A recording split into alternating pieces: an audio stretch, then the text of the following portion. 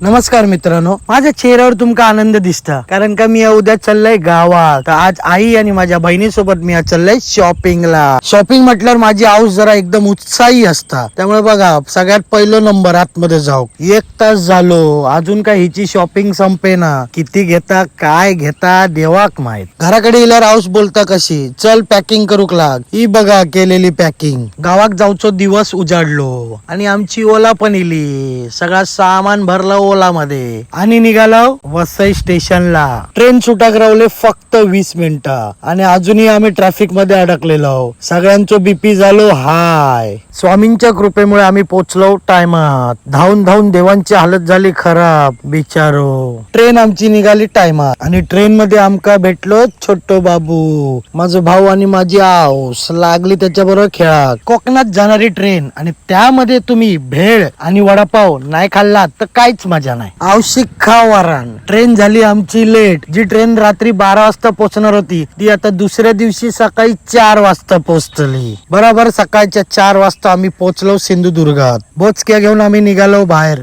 14 तास प्रवास झाल्यानंतर या लोकांचे चेहरे बघा कसे झाले आहेत आणि फायनली आम्ही पोहोचलो घराकडे. तर आता भेटूया उद्याच्या व्लॉग मध्ये.